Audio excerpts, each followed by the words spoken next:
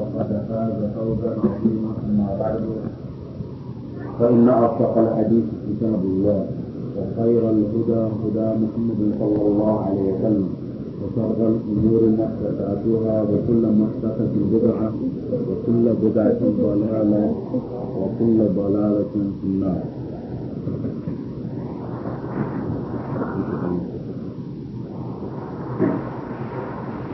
Alhamdulillah, we praise Allah, we seek His assistance, and we seek His forgiveness.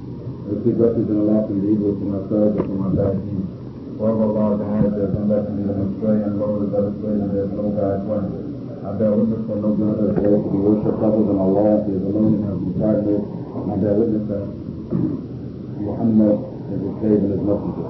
All you who believe, fear Allah, is also to be feared, and don't die except as Muslims. O humanity, for your Lord has created you from a single soul, and created from it a slave, and scattered from them to many men and women. I fear Allah when you demand your mutual rights, and don't cut off relations with the wombs that bore you. Indeed, Allah is the Raqib over you. All you who believe, fear Allah, and say that which is correct, in order that He may accept from you your deeds and forgive you of your sins, and all obeys Allah and His Messenger, has achieved the greatest achievement. And certainly the most truthful speech is the Book of Allah, and the finest guidance is the guidance of Muhammad sallallahu alaihi wasallam. And the most evil of affairs are newly infinite matters in this deen, and every newly infinite matter in this deen is a bid'ah, and every bid'ah is a strain, and every strain is in the fire. Continuing with the Kitab al-Nikah by Imam al-Shawkani rahimahullah from his Dowry al-Bahiyya, we come to the next section, Al-Fasl al-Thalith, Ahkam al-Mahr, or the third section, the verdicts pertaining to the Mahr or the Dowry. The statement of Imam al-Shawkani rahimahullah, وَالْمَهْرُ وَاجِبٌ وَتُكْرَهُ الْمُغَالَاةُ فِيهِ وَيَصِحُّ وَلَوْ كَانَ خَاتِمًا مِنْ حَدِيدٍ أَوْ تَعْلِيمُ قُرْآنٍ وَمَنْ تَزَوَّجَ امْرَأَةً وَلَمْ يُسَمِّ لَهَا صَدَاقًا فَلَهَا مَهْرُ نِسَائِهَا إِذَا دَخَلَ بِهَا ويستحب تقديم شيء من المهر قبل الدخول وعليه إحسان العشرة وعليها الطاعة, to the end of what Imam al-Shawkani says, where he says the mahr is wajib, and it's discouraged to be extravagant in the mahr, and it's correct even if the mahr is only an iron ring or teaching of the Qur'an. And whoever marries a lady and doesn't define in the beginning what the sadaq or the mahr is, then she gets the mahr of the women on her level if he has relations with her. And it's encouraged that something from the mahr is given before having relations with the lady. And it's compulsory or necessary that the man gives his wife good, kind treatment, and that it's necessary that she obeys him. To the end of what Imam al-Shawkani says, rahimahullah, as we've been just trying to take a portion, and if we have time, then we can continue on with the rest of his statements and the explanation and the evidences to support that, inshallah ta'ala. Muhammad Subhi Hakim al-Hallaq, in his Al-Adillat al-Radiyya, he goes on to bring the evidences for the statements of Imam al-Shawkani rahimahullah in the brief explanation, as he says, pertaining to al-Mahr wajib, or the Mahr, or the Sadaq, or we call the Dowry, is wajib or compulsory. This is from the statement of Allah Ta'ala in Surah Al-Nisa, verse number 4, where Allah says, وَآتُوا النِّسَاءَ صَدُقَاتِهِنَّ نِحْلًا, and I command you to give the women their sadaq as a gift. And this is the dowry or the mahr given to the women at the time of marriage. And we also see the same point in the hadith of Al-Bukhari and Muslim عن سهل بن سعد رضي الله عنه قال جاءت امرأة إلى رسول الله صلى الله عليه وسلم فقالت إني وهبت من نفسي فقامت طويلا فقال رجل زوجنيها إن لم تكن لك بها حاجة فقال صلى الله عليه وسلم هل عندك من شيء تصدقها قال ما عندي إلا إزاري. فقال إن عطيتها إياه جلست لا إزار لك فالتمس شيئا.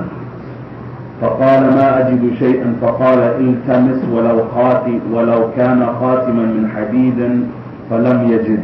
فقال أمعك من القرآن شيء؟ قال نعم، سورة كذا وسورة كذا في سورة سماها.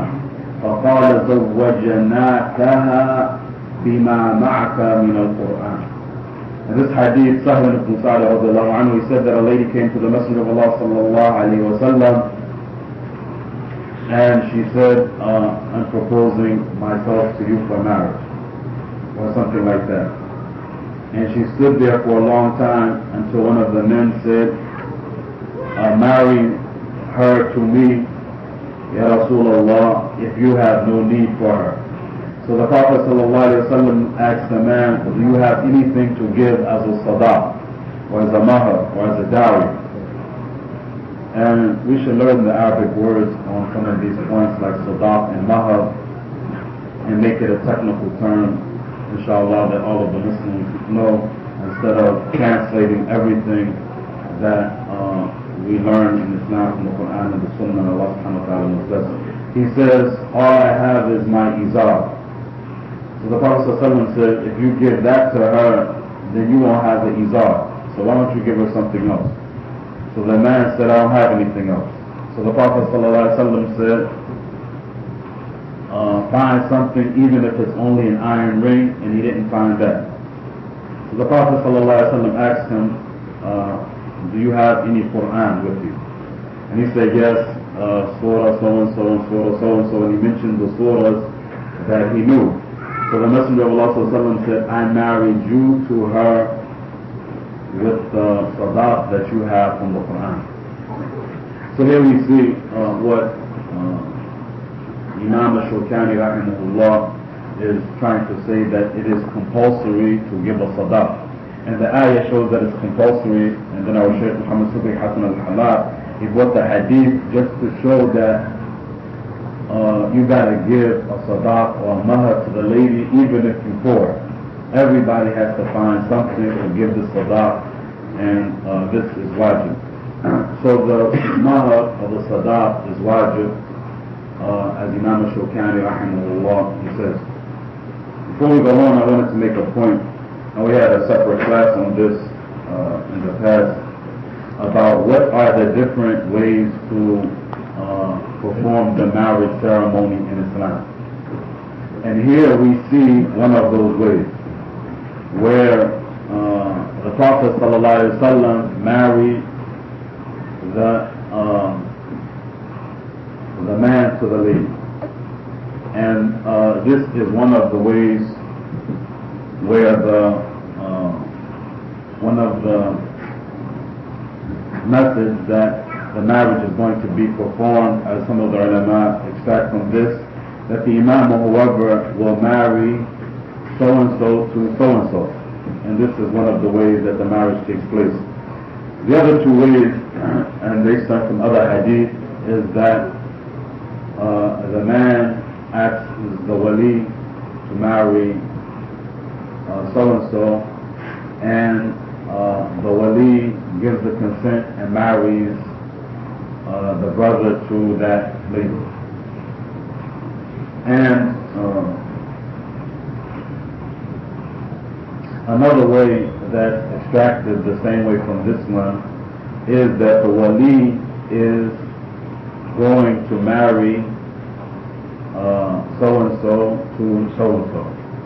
And those in Allah subhanahu wa ta'ala knows best, and we had explained a little more detail, is to show that different ways that we have found in hadith from the sunnah of the Prophet sallallahu alaihi wasallam, or different methods that the actual marriage ceremony had taken place. And we had asked some of the ulama that we see this from the hadith, is there any way that's been prescribed that this is the way you must perform the marriage ceremony? And the ulama, they have mentioned to us that if it was done the way it was done in some of these hadith, then it's okay. and there's no particular way that the marriage ceremony must be performed, or no particular method that if it's not done that method, then the marriage isn't complete, except that those things that we have mentioned before must be satisfied with the lady giving her consent, and the sadaq being given, and the wali is there, and the two witnesses to make the marriage complete. Allah subhanahu wa ta'ala knows best. Also wanted to make another point from this, and this is that we can see from this hadith, inshallah, I might be stretching it a little far, an example of a mistake that will be acceptable, or a difference of an opinion that will be acceptable. Sometimes we differ, and the difference is tolerated or accepted, and sometimes it's not tolerated and not accepted. And the same thing with mistakes. Some of the mistakes are just going to be like mistakes, and then some of them won't be tolerated or won't be accepted. And this was from a point that we were just discussing before the marriage, the question that had come up before with the man and the lady in front of the people getting married. And many of the people were against this, saying that that's not from the sunnah, where the man and the lady is up in the front, and then the imam is marrying that man to that lady. If someone was saying, what do you have to say about this hadith, where the lady was in front of the people, in front of the Messenger of Allah, that she wants him to marry her, and then the other man is jumping in, well, marry her to me, ya Rasulullah, and then the whole thing is being taken care of there, and the Prophet ﷺ is marrying that man to her for the dowry or the sadaq or the mahr that was mentioned in the hadith. If someone said, just like that took place, then we see it okay to take place. If we felt that that person was mistaken and taking that position, at least we have to say that the mistake or the difference will be tolerated or accepted, because you can see the origin or the train of thought that led up to establishing that position, even if you felt that that position was incorrect. We wanted to use this as an example, and we try every now and then to extract some of the other benefits from the hadith, inshallah, in order to help us get a better, more general understanding of this deen of al-Islam, as opposed to differences that won't be accepted or won't be tolerated. Like the example of something I was just reading recently in one of the old Muhammad Speaks newspapers, where they have almost on every page a picture of Elijah, and they say the Messenger of Allah. Alright, this type of, if people say, as you hear some of them saying, well, this is a difference of an opinion. We see this to be okay, and some people have some other positions and other verdicts and whatever. That one's not going to be tolerated, as Allah subhanahu wa ta'ala and His Messenger alayhi salatu wasalam, and too many hadith, or rather in the ayat and the hadith, make it clear that there's no messenger coming after the Messenger of Allah, Muhammad ibn Abdullah ibn Abdul Muttalib ibn Hashim ibn Abdi Munaf sallallahu alayhi wa alihi wa sahbihi wa sallam. So if your difference is something not founded in the Qur'an and the Sunnah, and not said by the Sahaba and the Tabi'un and the Tabi'een and the scholars of this deen, you just come up with your own position that I feel this is okay Islamically, then that thing's not going to be tolerated from you, and it's not going to be accepted, and it's not going to be considered okay. As opposed to the differences or the mistakes that stem from an ayat or hadith or whatever, those types of differences will be acceptable, and Allah subhanahu wa ta'ala knows best, even if you consider one position to be more weightier than the other, or one to be wrong and the other to be right. When something stems from some type of evidence where you can see, then it's going to be accepted, and Allah subhanahu wa ta'ala knows best. Sometimes even people would be using ayat and hadith to establish positions that won't be accepted. because they're just misinterpreting and misunderstanding the Qur'an on their own desires. And even if they say they have an ayat or hadith, I remember some of them saying, وَمَا كَانَ مُحَمَّدٌ آبَاءَ أَحَدٌ مِنْ رِجَالِكُمْ وَلَكِنْ رَسُولَ اللَّهِ وَخَاتِمَ النَّبِيِّينَ. Alright, some of the people on this ayat that Muhammad is not the father of any men from amongst you, but the messenger of Allah and the seal of the prophets, some of them said that we misunderstood this to mean, or some of them were taking this to say, he said the seal of the prophets and not the seal of the messengers. Therefore Elijah is a messenger and not a prophet, and that's why we're saying that it's going to be okay for an example. And even though in that someone is trying to, and this was on some of the people from the latter generations of that foolishness, and Allah knows best, where they try to dig into the Qur'an and the Sunnah and take some ayat and hadith and explain them on other than their meanings to support their points, is still not going to be accepted from them, because this isn't what the ummah of Muhammad sallallahu alaihi wasallam was upon or understood from the Qur'an and the Sunnah, that people can't just take the Qur'an and the Sunnah and make up any understanding that they want to take from it and then establish it. That type of differencing or mistakes also won't be tolerated, because it's never been accepted in Islam. Allah subhanahu wa ta'ala knows best. I hope I'm not being confusing.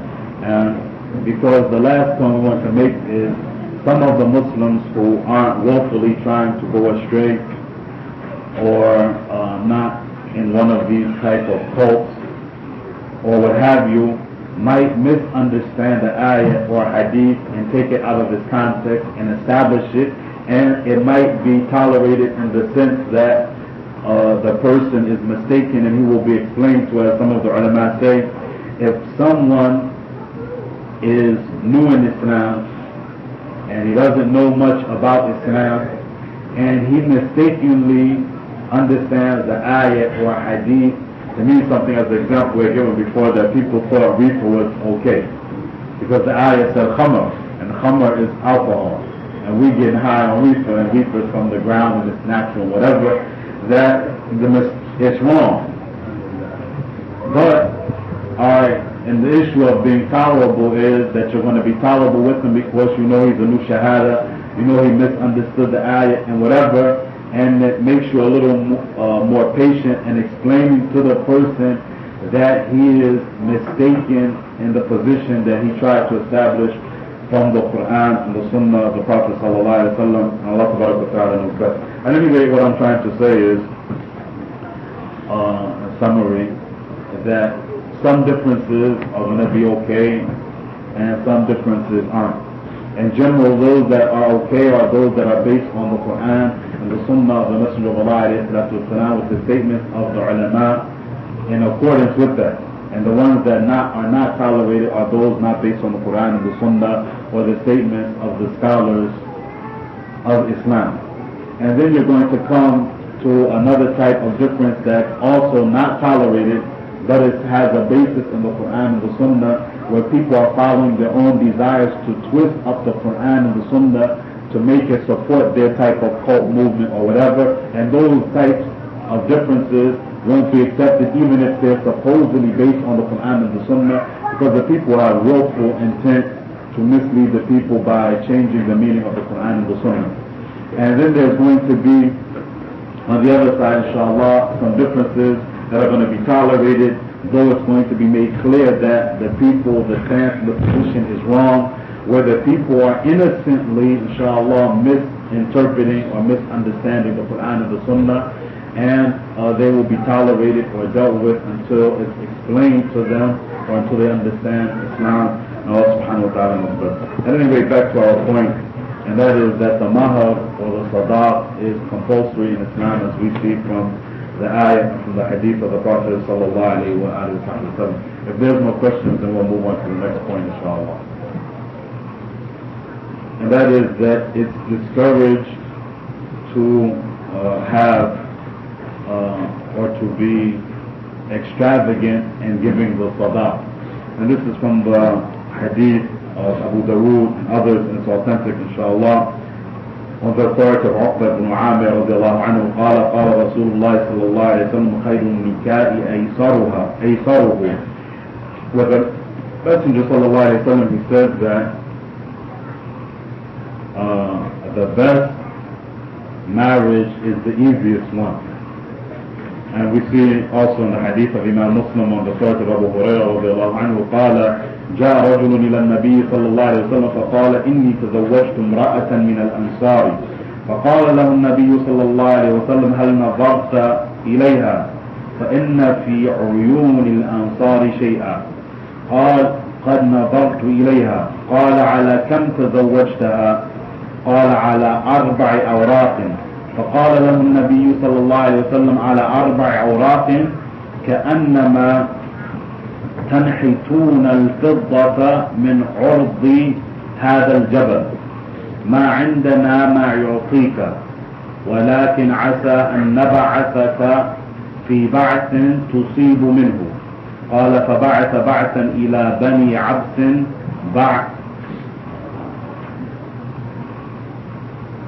قال فبعث بعثا إلى بني عبس بعث ذلك الرجل فيها. Now this hadith of Imam Muslim on the authority of Abu Hurairah radiallahu anhu, he says that a man came to the Prophet sallallahu alayhi wa sallam and he said, I married a lady from the Ansar. So the Prophet sallallahu alayhi wa sallam said, did you look at her? Because in the eyes of the Ansar women are something. And some of the ulama, they explained that what was meant by something is in the eyes of the Ansar women, meaning that they're small eyes. Or some of them say that that they're blue eyes, or like discoloration in their eyes, and Allah subhanahu wa ta'ala knows best. Meaning that they weren't as attractive as other women. Allah subhanahu wa ta'ala knows best. He said, I looked at her. So the Messenger of Allah sallallahu alayhi wa sallam said, how much was given for the sadaq? And he said 4 awraq, and that's like amount of silver. And the Prophet sallallahu alayhi wa sallam said to him, 4, like, I don't know, bars of silver or whatever. Let me see if the Shaykh gives explanation of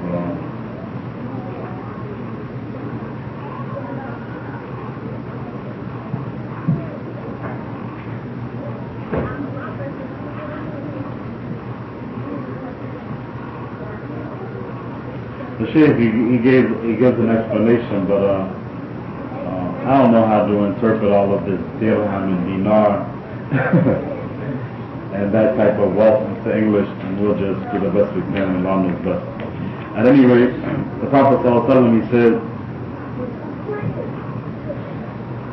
it's like you're like just carving the silver out of the mountain. Showing like as if he was given a lot in the dowry or something like that. Allah subhanahu wa ta'ala knows best. And then there was to the rest of the hadith.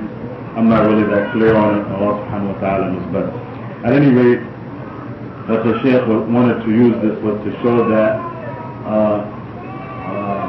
it's discouraged to give a lot of to give a large amount in the sadaq to the women, as our Shaykh Imam al-Shawkani rahimahullah, he was doing as if in the statement of the Messenger of Allah alayhi salatu wasalam was some discouragement for giving that large amount of dowry or sadaq or mahr, even if it's permissible to give a large amount, that it was discouraged. And then I'll add that when we said that the women should get at least $1,000, that we didn't feel that that was a lot of money. If someone gives the sister $25,000 as a sadaq, all right, we might feel that it's a lot of money. And people are driving around with cars that amount, $25,000 cars and more, and people might give the lady a car as a sadaq. So $25,000 might seem like a lot, as opposed to $1,000. Nobody's going to consider it to be a lot, but we consider it to be an easy sadaq, and Allah subhanahu wa ta'ala knows best. But at any rate, that's the statement that the sadaq or the mahr, it's discouraged that to be extravagant in giving the sadaq. And if there's no questions, then we'll move on to the next point, inshallah. Yes. Have you said, in the hadith, in the statement from Imam Shawkani from before, it talked about, I don't even know if you got this, the sadaq of the women of that particular area. In terms of that, it's not said that it's understood that the sadaq will be the sadaq of the women of that area. No. Have you done that in Jersey? In terms of setting a standard, is that what you meant by the 1,000? This is what we were hoping that would be established not as a standard, but kind of like a minimum. Like the Prophet ﷺ was saying to the net, even if you have an iron ring, we're saying marry the sister even if you only give her $1,000, because people are making much more than that to give a lady as a gift, and the Muslim women are more deserving of that, and we were trying to encourage the brothers to give a sadaq that's reasonable, and to discourage them from being unreasonable in their sadaq, which we had felt, and Allah knows best, was encouraging the quick divorces. Like the brother hurry up and run to the street, get a rose or a bundle of them for $3, $5, depending on how much he can bring the guy down on the street. Then you go marry the lady. And really it's like he's not taking the marriage seriously with that. Or it's like you said, I gave her a set of Sahih Bukhari or Riyadh al-Salihin, or any book that you just picked up at the bookstore, or a tape or whatever, like somebody even before a nickel or something, just saying that the easiest one. And the people really took that and misused it or misunderstood it. Allah knows best. As a brother saying, if it don't work out, then I just divorce it. Not meaning I'm going to work it out or make things better or to preserve the family and to keep decency in the community and whatever. People are going into it, Allah knows best, with a bad attitude of just marrying and divorce, marriage and divorce. And they had this bad attitude that, like they were saying, the women aren't worth anything. They were in Jahiliyyah like us, and the people were just giving $1, $5, part of his paycheck, $100, $150, like that. And we were trying to, inshallah, referring back to what you were saying in the beginning, as the women normally got such and such as the dowry, we were hoping that our women normally got such and such as a dowry, 2,500, 3,000, something like that, inshallah, as a norm. And then to say at least 1,000. And then we had explained that, as the brothers were fighting us on this point, that of course there's going to be special circumstances where, like in the hadith, where you saw that it was a special circumstance where the man didn't have something. But in normal circumstances, what's normal should be done. And not all of us are complaining in normal circumstances till you call a brother poor, then you're going to say, I ain't poor. Like if you want to offer a brother a meal. Like you say, no, actually, come to my house, let me give you a meal because I heard you poor. I ain't poor, I can feed myself, something like that. And then when it comes time to get married, then he wants to say, nah, I'm poor, I can't get a $50,000 or what have you. So we were just trying to, inshallah ta'ala, discourage the Muslims from belittling Islam or misunderstanding Islam or making mockery of Islam, and to, inshallah ta'ala, put the statement of the Messenger of Allah alayhi salatu wasalam in perspective, that the best marriage is the easiest one. And it's easy for a man to work 10 months to save up a certain amount of money or whatever. Nobody would consider that to be too difficult. Allah subhanahu wa ta'ala knows best. No. Yes. How do you expect to see the men that have to carry givers affect on them? Is the sadaq, does it have an effect on it? It seems to be, from the talking with the brothers, as I think it's that one time one of the brothers gave a sister a brand new 929, I I think for like 1988 or 89, around when they were coming out, as a sadaq. And then shortly after that, there was some marital problems. So everybody was saying, I bet he's not going to divorce her like that. because of the amount that he gave her. So that's on the one hand. And on the other hand, we also heard, I only gave her a rose. It ain't like I'm out of whatever. I moved into her apartment. It was in her name. I gave her the 600 rent or something for that month, you know, and gave or helped her for the rent because she had a son or a child already. Said that ain't my real responsibility. That's yours. And you was going to have to pay for a certain amount anyway. So he paid $200 and gave her a rose. Then he like, you know, for a month, so whatever, it wasn't that bad.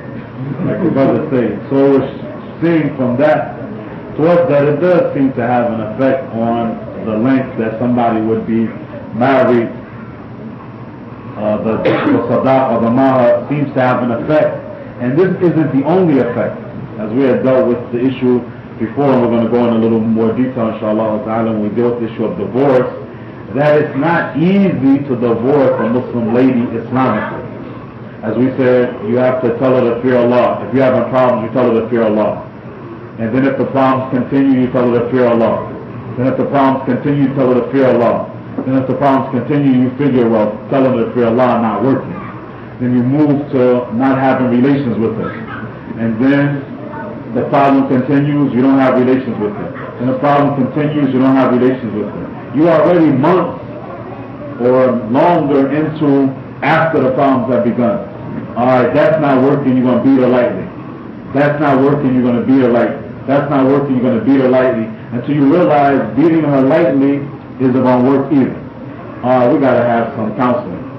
Bring someone from his side, somebody from her side. Alright, they're going to look into it. They're going to start weighing out stuff. That might take a couple of sittings or more or whatever in order to give whoever is making the judgment some time to make a judgment. You're into well over a year already after the problems. Then you realize, well, that ain't going to work. All right, I got to divorce her. Now you got to wait for permissible time to divorce her. So you got to wait for the menstrual cycle to come. It's over with.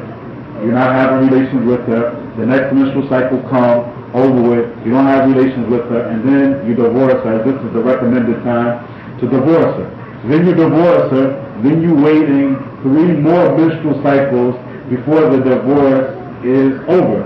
And during that 3 menstrual cycles, Allah Ta'ala has prescribed that iddah period to see if there's something you can do to work it out. So during that time, you're trying to work it out. So whereas, this isn't, the mahr and the sadaq isn't the only thing that has an effect on how long somebody's going to be married to a sister, but also practicing Islam in general, as we see in knowing how to divorce a lady properly Islamically, is also going to have an effect on how long someone should be with them. And then we can go on, inshallah, maybe when we get to the details of divorce, we might bring some other ayat and some other hadith where we can extract from them some things that show the encouragement of keeping the family together and staying married, and Allah subhanahu wa ta'ala knows best. Yes.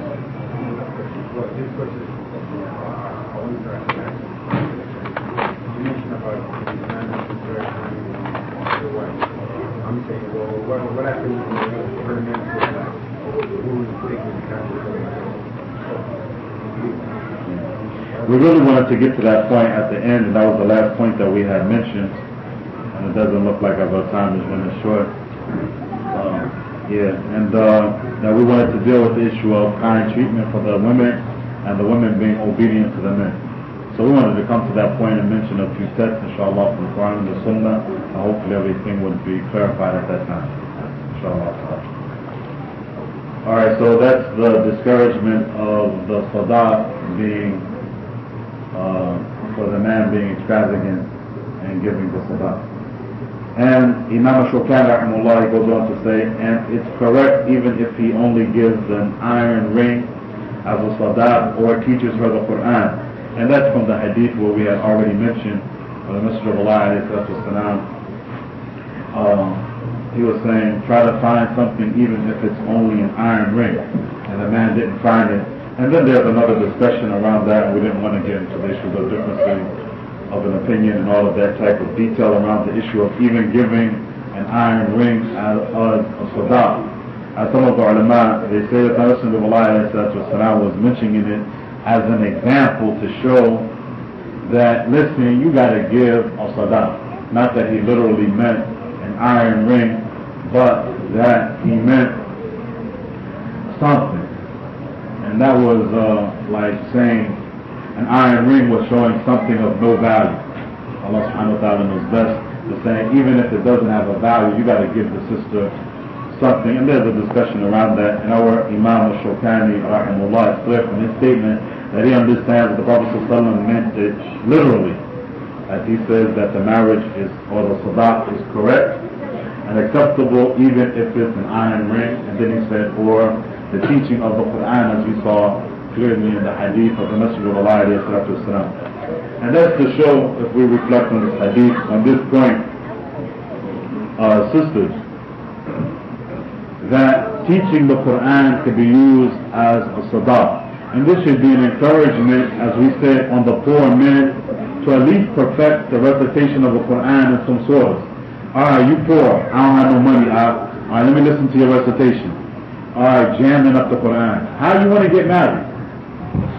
At least if you poor and you can't get a job, as we said before, that every man should spend a portion of his time in the masjid learning Islam, and then a portion looking for a job. And somebody said, Akhi, why are you not learning the deen? Oh, I'm looking for a job. You ain't looking for no job from 6 a.m. to 12 at night or 10 at night every day. Alright, come to the masjid, make the salah, ask the imam some questions about the deen, ask him to advise you, learn some Islam, get your recitation down while you're looking for a job, so that maybe somebody would consider you for marriage with only some surahs from the Qur'an. But really, the men, they should have much more than that, and they should at least have that. And this is an encouragement for the men to be on top of their recitation of the Qur'an, and not for what some of the men think. And we hope that we can put an end to this. The men, they say, I'm the imam of my house, meaning he leaves his wife in salat in the house. The men, you're in charge of your house, but it doesn't mean you're the imam to lead the salat in your house. Because the real men make the salat in congregation in the masjid. And only the wimps, for lack of a better word, lead their wives in salat. And I remember some of the righteous women complaining, please advise our weak men to stop leading us in salat because we don't want them to lead us in salat no more, or something like that. Is it permissible for me to refuse to make salat behind my husband because he doesn't go to the masjid for the jama'ah, or something like that? And this even shows that the women who are understanding Islam now, alhamdulillah, a little better, aren't going to tolerate the men making salat in the houses, as the houses are the place for the women to make salat and for the men to make the sunnahs.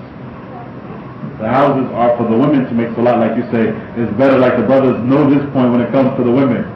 Sister, it's better for you to be in the house. Even the Prophet said, your salat is better for you in your house.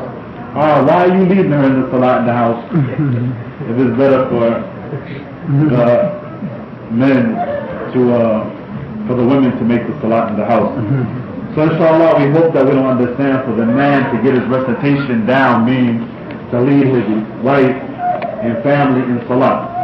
Only in the case of if the men are excused from making salat in jama'ah, and maybe they should know some of them, maybe the best one was one that we were mentioning just earlier today, that if the weather is bad, then it becomes permissible for the men to make salat in the house. We had informed some of the brothers that this combining of the salat and bad weather in the masjid, that this isn't from the sunnah. Combining salat in the masjid and bad weather isn't from the sunnah. That's what's from the sunnah for bad weather is that you make salat in the house. And that the muazzin at the masjid, he says, in replace of hayya ala salat, sallu fi rihalikum, or make salat in your places of residence, as explained in the authentic hadith of Al-Bukhari and Muslim. Allah subhanahu wa ta'ala knows best. At any rate, this shows that teaching the Qur'an can be used as a sadaq. And the sister had a question: is there a hadith or ayat that encourages married couples to stay together while the family staying united? There are many brothers that feel that because they have the right to divorce for any reason, that there is no point in trying to work out the marriage. Well, we had just mentioned some examples already as we were referring to the brother's question, and we might get into some more of the ayat and the hadith that would refer to it, that would show keeping the family together. And we'll just mention one, for example, الرجال قوامون على النساء, that the men are the providers and maintainers of the women. Meaning, if there's a problem with the sister, the man is the one to get her straight. And this is the position that the man is qawwam over the lady, that the man is the one to educate and to scold and to reprimand the women, or to put the women in check and what have you, that this is the man's place. So if the man is, if the woman is acting up, he shouldn't say, man, that sister acting up, now I'm going to get rid of her. No, you're going to get her right. If your wife is acting up, then your job isn't to get rid of her. Your job is to get her right, in accordance with this ayah where Allah is teaching that this is the responsibility of the man to get the lady right when she's not. And then there's other ayat like the one Ya ayyuhalladhina amanu qu anfusakum wa ahlikum nara, which is in accordance with this one. O you who believe, I command you to save yourselves and your family from the fire. To the end of that ayat, the ulama, they explain it's compulsory for the men to educate their women to this deen. So a lot of the problems that the men have with the women are that the women are disobedient or not practicing Islam. Like the women are independent and they don't like to listen to the men, or something like that along those lines. But we'll get to that when we get to that, inshallah. You said that an option a husband has may be after they've told her, the wife, to fear Allah or stop having relations with her or to beat her lightly. What circumstances might lead a man to beat lightly upon his wife? Meaning, after telling her to fear Allah doesn't work, and after leaving alone her bed doesn't work, then that shows that he should beat her lightly. And Allah knows best. Is it permissible for a sister to ask or demand her husband to use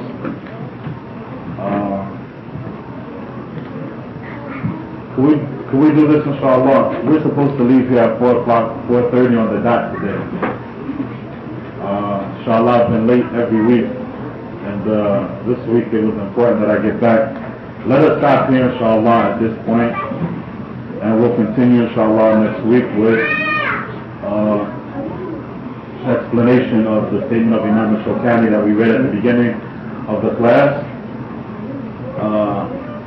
And handle the extra questions that we have now that seem to be around the issue of marriage and divorce, not directly related to the class. And we'll end this officially here with sallallahu alayhi wa sallam wa barak ala nabiyyina Muhammad, as there seems to be no more questions related to this.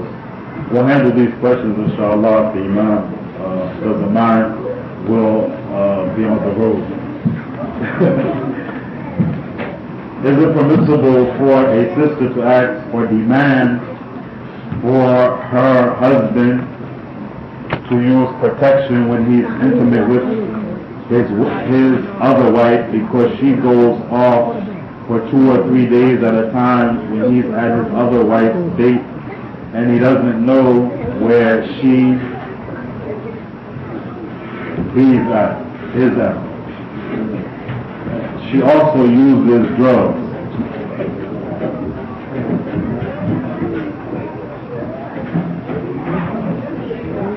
Firstly, the lady doesn't demand anything from her husband. She asks it in a nice, feminine way when she asks her husband. And the lady isn't demanding and forceful with her husband. And the lady seems to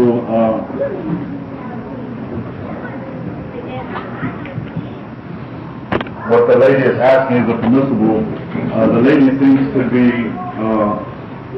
correct in wanting to be protected from from her husband. Allah subhanahu wa ta'ala knows best because He knows what He's dealing with more so than the lady knows. And Allah subhanahu wa ta'ala help us.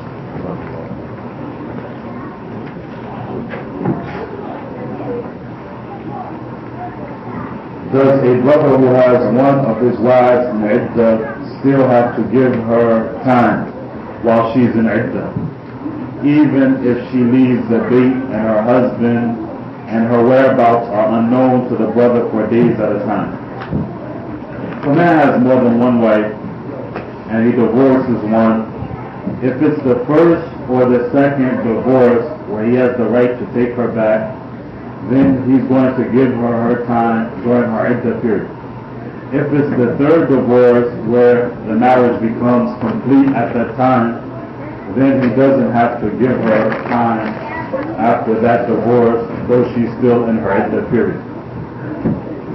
As far as the lady leaving the house during the iddah period and acting like a fool, for lack of better words, that man will have to make a decision if he's going to cut her loose all the way.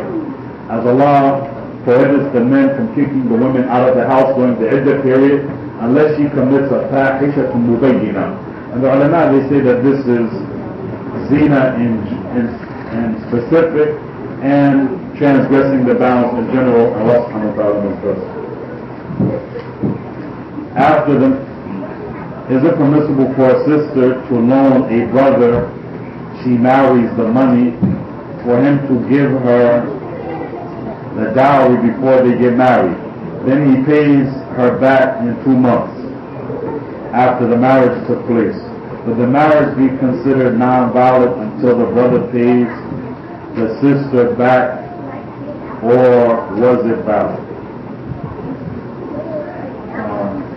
As we're going to cover inshallah the issue of the sadaq and that it must be given, inshallah next week we'll get to this point, that if the dowry is mentioned and not given at the time he has relations with her,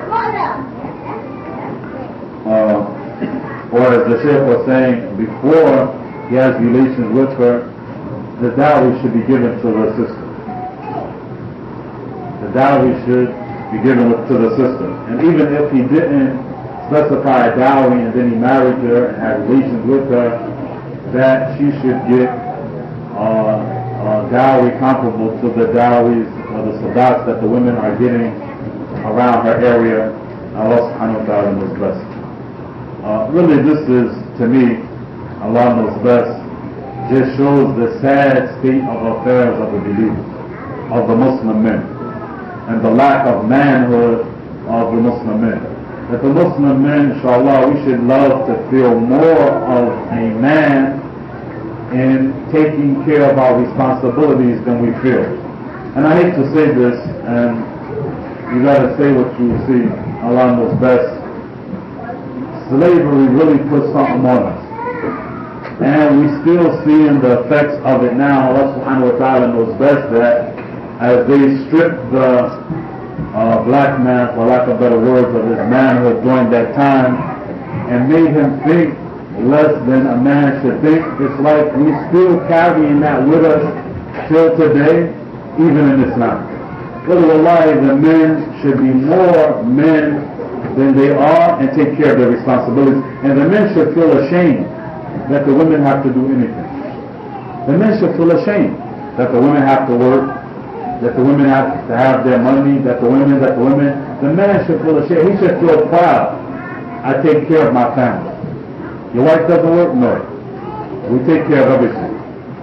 And inshallah ta'ala, Allah knows best, when the men start taking care of everything, the families might be a lot more better off. Allah subhanahu wa ta'ala knows best. And if I was mistaken, may Allah forgive me. Yes, I know I have to obey my husband, and I will. But alhamdulillah. Yes, I know I have to obey my husband, and I will. And I'm adding, alhamdulillah. I just want to repeat the sister's statement again so that the other sisters can hear it and say the same thing. Yes, I know I have to obey my husband, and I will. And this should be the statement of all of the Muslim women.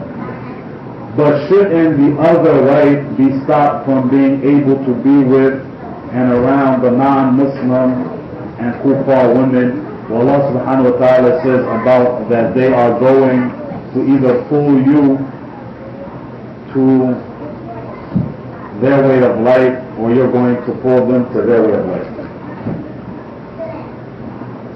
Can a brother tell one of his wives not to be with certain Muslim sisters that he thinks backbiting other sisters, but he lets the other wife be around with non-Muslim kuffar women? We're going to come to, inshallah, Imam al-Shawkani makes a statement around the issue of a man having more than one wife, and we might deal with some of the verdicts around that. But in general, the men, they should be just, period. Whether it's one wife, two wives, or more, then a man should be just with his wives. And I think from the reading of the question, I think it's clear, inshallah, that the man should be in charge of his women and to advise them and to order them with that which is best for them. Allah subhanahu wa ta'ala knows best. In reference to the hadith about the man that came to the Prophet ﷺ about his disobedient wife, and the Prophet ﷺ gave him the advice, then the man said that I love her, and the Prophet ﷺ said, and have what you love, or something like that. Can you please, Akhi, recite that hadith correctly if I haven't explained it, and explain it to me, what does it mean? That hadith is a hadith of a big difference of an opinion, and maybe we might take another time to discuss it when we have a little more time, inshallah. But you're basically close.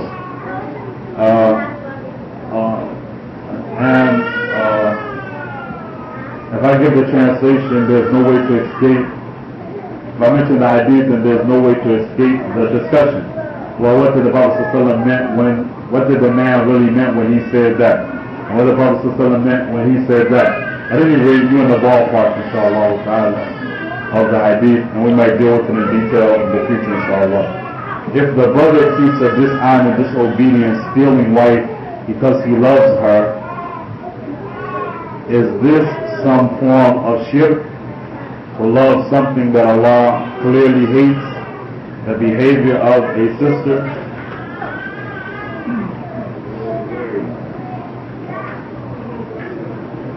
We don't know that Allah hates the Muslim women, or any text showing the hatred of the Muslim women. So we might be going a little too far with that, except that the things she's doing might be hated. And then the man is going to correct her, inshallah, until she gets rid of it. And then some women are going to be worse off than other women. Allah subhanahu wa ta'ala knows best. And we don't know of any prohibition that if the lady is worse than other women, that it's compulsory on the man to divorce that lady. Allah subhanahu wa ta'ala knows best. Is that a form of shirk where he loves the lady? Nobody should love something more other than Allah or His Messenger alayhi salatu wasalam.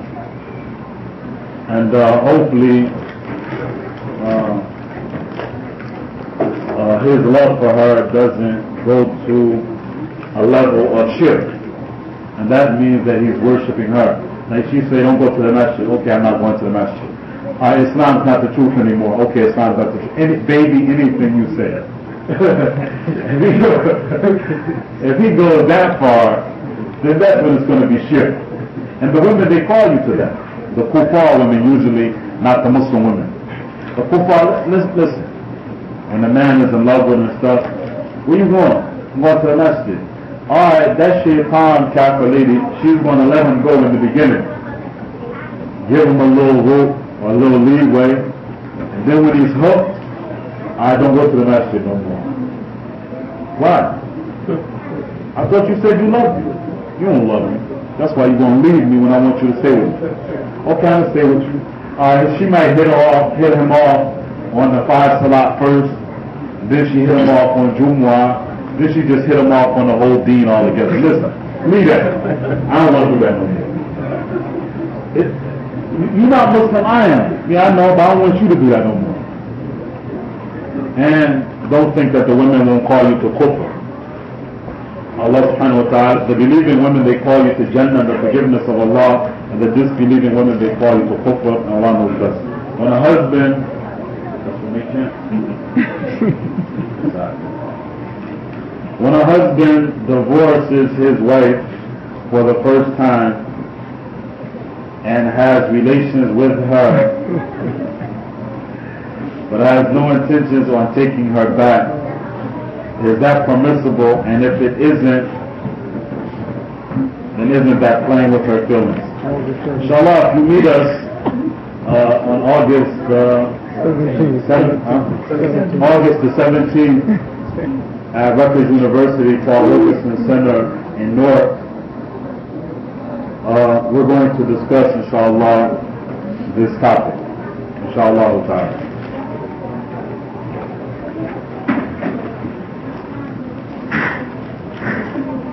When both parents who have children pass away, who have no Muslim relatives, who does the responsibility of taking care of the children fall on?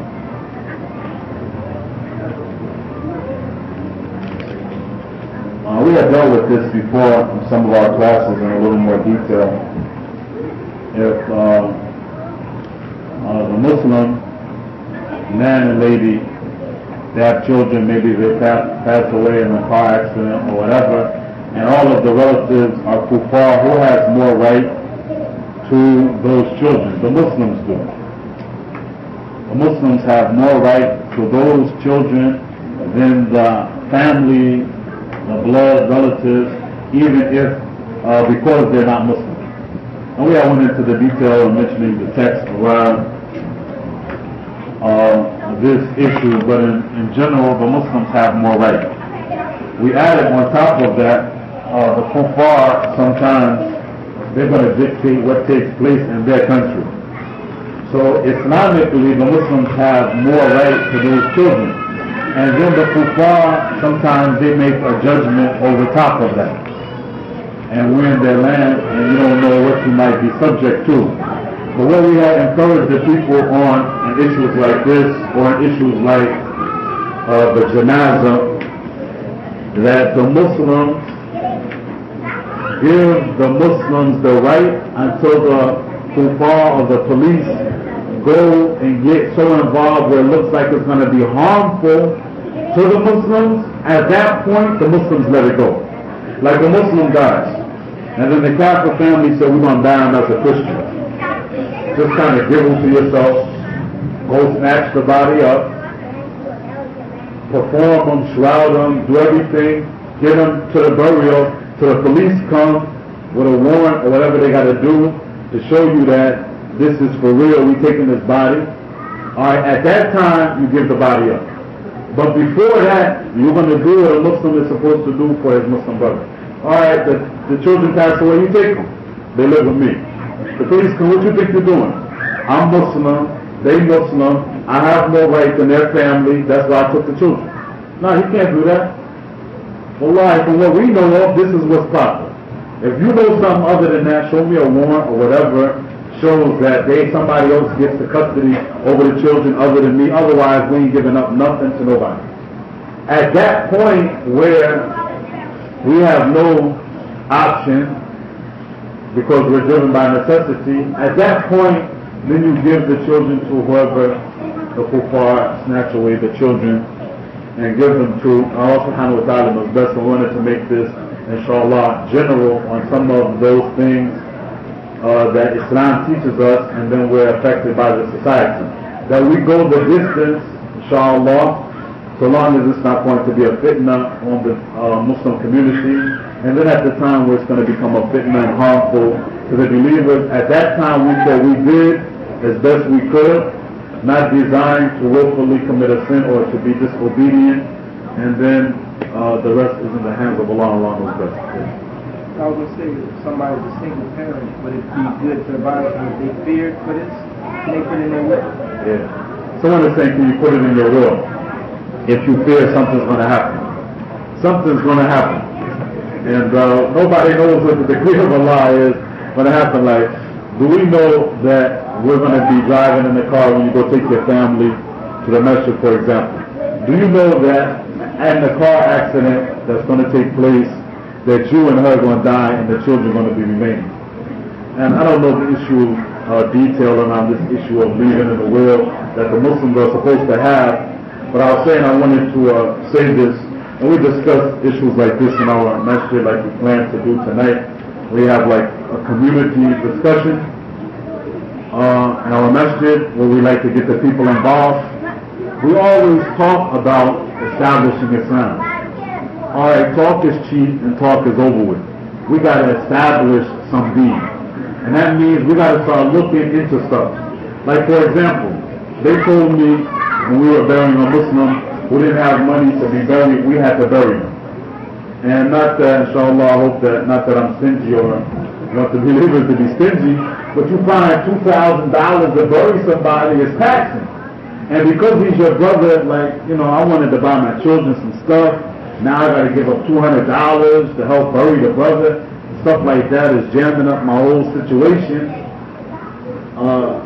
We got to do something. So I said, all right, they were charging us $700 for one of those wood boxes. Regular basis. I asked the carpenters, if I paid you, how much could you get one of them done for me? He said $25. All right, why in the world are we paying the Catholic $700 for that $25 box? Because we stupid. We taught one game called Islam, and we practice another game called do whatever you want to do. Alright, how much money was cut off of that right from the beginning? All of that was cut off. The Muslims, if we was bright enough, we could snatch the body of the Muslims by having one of us certified and qualified, whatever those people at the funeral home get, or like we're trying to do right now. We're going to hang out with the funeral people who get the bodies until we become known at the hospitals and the morgues. Then we're going to come in, or we're coming to pick the body up. Go ahead, take that. Because even these funeral directors or homes, they have people picking up bodies not licensed to pick them up. Why? They know they down with the funeral home and they work with them, and they see so much that the relationship goes, they give them. So we got to get that relationship, or we got to get somebody from amongst us qualified. Who not qualified, is going to be compulsory on all of our wealth to get it. That brother is good in science, alright, biology, whatever. We're going to pay for him to go to school to get licensed for whatever that is. And you make a collection at the masjid every month and pay his tuition and his school bill and whatever, notebooks and whatever he needs to let him get that done so that we can start taking care of. So when the Catholic family acts like a fool, alright, it's all good. Oh, that's my family, I'm a dime. Yeah, it's okay, everything's going to be alright. Go ahead. Yeah, we were just Muslim, we were just go, take the body, wash them. And the Muslims, we're supposed to have our own places. I forgot how much they charge us, a couple $100 to do the washing in their place. Alright, why we can't make one room? And some of them funeral homes, their rooms be dirty, filthy rooms. We washing a Muslim body in some filthy Catholic funeral home. When we got enough money on any musalla, any day, wallahi, if the Imam made us, everybody showed me what's in his wallet. Wallahi, we got enough money, the people be ready to fight the Imam. But we got enough money any day on any musalla to almost do anything we need. And I know it because I remember one day at our masjid we said, listen, they closing our school down tomorrow morning, Monday, 9 o'clock, and we don't bring $15,000 right now. We collect them $14,000, I don't know how many $100 right at the announcement. Tell me we don't have no money. We know we carrying the money, but we don't want to do no Islam. So really this is just one example of Allah subhanahu wa ta'ala knows best. we got to start practicing Islam that we preaching. And we have to start taking care of the affairs of the believers so that we're okay. And Allah subhanahu wa ta'ala knows best. Yes. Debate that's coming up on the 17th for the help for Muslimah. Yes. I wanted to ask you, من ذا الذي يقرض الله قرضا حسنا فيضاعفه له وله أجر كريم. That's what we're trying to find. The brother quotes the ayah, which means who will be the one to give to Allah a goodly loan so that Allah would increase it for him manyfold. Who's the one? Because all of us are giving fundraisers because the Muslims don't give their money. So, and me and the Imam, inshallah, we had a discussion about this as we were trying to encourage the Imam, inshallah, to do some fundraisers. And the Imam, he challenged us with that which we couldn't refute. Did the Messenger of Allah have those fundraisers? No. Prophet Prophet's fundraiser was, lay that blanket out right there. Put your money on it, we got to do this. And everybody put their money down, and the believers took care of what they had to take care of. And I don't know if I mentioned here, we had did it at our masjid one time. I remember we did a special program. We got one of the brothers in the audience. He got on the minbar after one of the salat. And usually nobody gets on the minbar but the imam on Jumu'ah. So everybody's looking like he's on the minbar. Like, what's up?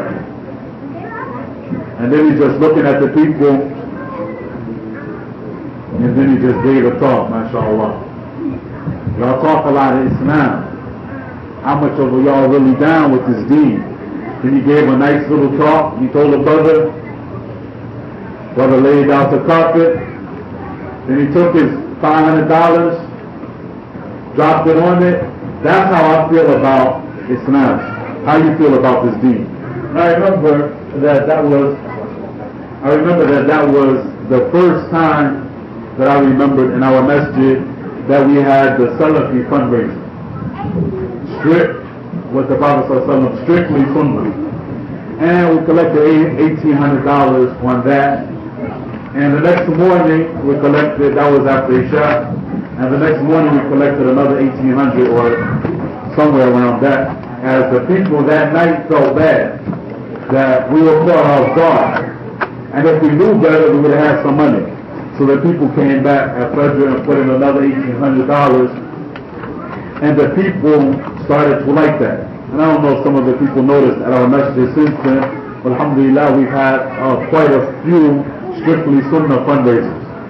Where one of the brothers just said, listen, y'all see the imam telling y'all about a good project, what more he got to do for y'all to make y'all realize that emptying his wallet out like that, picking up back up his license and stuff, and saying, we're going to make y'all realize that's what we got to do to establish this deen. So inshallah, we hope that we continue to encourage the believers with the strictly sunnah fundraiser until there's going to be no more fundraisers left, but strictly sunnah. But until then, inshallah, we hope that we haven't transgressed the bounds in trying to raise money in other ways by staying in bounds, inshallah, and doing something Islamic, as we will be having halal food, a lecture, inshallah, based on the Qur'an and the Sunnah. We have the security team, inshallah, making sure that the separation of the sexes are in place. You know, bring a couple of the hardcore brothers out, make sure that they stay on top of the rest of the brothers, keep their dress code halfway Islamic, let loose, inshallah, some of the rough sisters, let the sisters know, put that khimar on all the way, sister, cover up them ears, hide the earrings, and stuff until you try to make it, the program as Islamic as you could, with the halal food, we're going to be selling it, make the money from there, and then do the strictly sunnah fundraiser at the end by letting the people know, alright, listen, give your money for this deen. And we have did some strictly fundraisers here before, where we're trying to do something for the masjid or whatever, and we gave $50 and we're encouraging everybody on the musalla to give $50. So today, inshallah, before I go, I'm a little light today. Inshallah, we want to do a strictly sunnah fundraiser. This is for Masjid Ikhwa, for the Imam Ibrahim, to use it to benefit the believers. And if everybody's serious, give their money on the strictly sunnah fundraiser if you want the sunnah. Wa sallallahu wa sallam wa barak ala nabiyyina Muhammad. The sisters in the back, put your money down too. Let them sisters collect that money for Allah subhanahu wa ta'ala's deen. For the sisters who don't got no money, put the gold down. Inshallah, the brother's right here. Your husband is going to buy it again for the second time.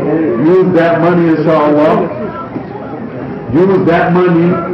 Tell your husband, listen, I gave him earrings, honey. Go buy those earrings back. I like it. Buy the earrings back. Put this money down. Allah subhanahu wa ta'ala is deen. Really, I'm ashamed I see some ones here. And nobody's going to convince me that all he got is ones. No, put all that money down. You're going to be alright. Put all the money down. Everybody's going to be alright. Nobody, listen, all that change, really, astaghfirullah, we should feel ashamed of giving dollars for Allah.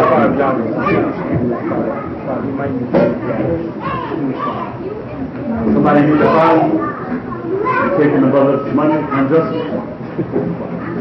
Huh?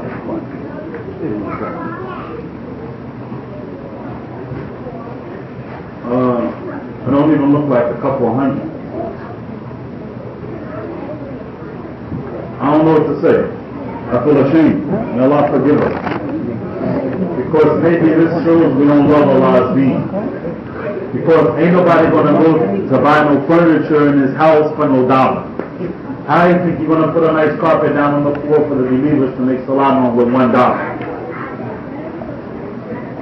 That just reminds me. I'm a little light, but I think we should give a little more, inshallah.